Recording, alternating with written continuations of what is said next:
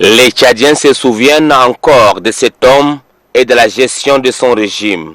Pour la nouvelle génération qui ignorait le pouvoir d'Hissène Habré, elle a fini par savoir que celui-ci a dirigé le Tchad d'une main de fer de 1982 à 1990.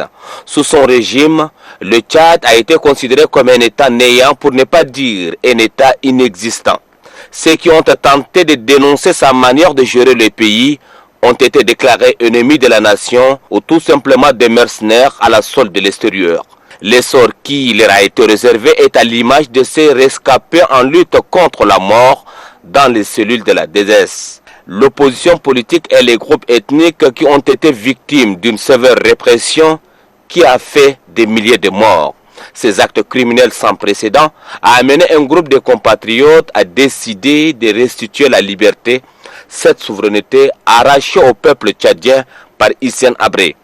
Première tentative, c'était le 1er avril 1989.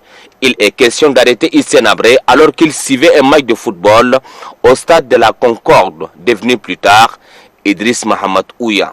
Le coup d'État n'étant pas réussi, le colonel Déby et ses camarades ont regagné l'est du Tchad, d'où ils ont fondé le mouvement patriotique du salut. Quelques mois plus tard, les troupes du MPS remportent des victoires sur les forces de Hissène Habré et progressent lentement mais sûrement vers la capitale.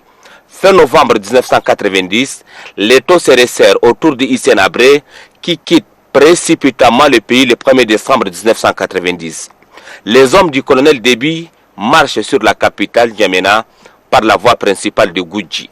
Le nouvel homme fort du pays suspend la constitution, dissout l'Assemblée nationale et devient président du Conseil d'État. Ainsi, le régime Hissène Habré s'est effondré et le colonel Déby dévoile son cadeau amené au peuple tchadien. Le plaisir est immense pour tous les combattants des forces patriotiques d'avoir contribué à l'éclosion du cadeau le plus cher que vous espériez.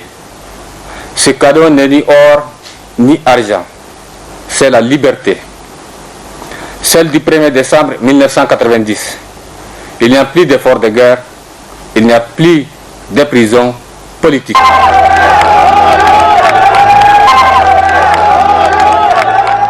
Les Tchadiens dans leur ensemble jubilent. Dans les rues, c'est la liesse populaire qui accueille la rentrée triomphale de ce libérateur. La chute d'Hissène Habré est officielle et le peuple tchadien aspire pour la première fois le vent de la démocratie et de la liberté consentie par ces hommes au prix de lourds sacrifices.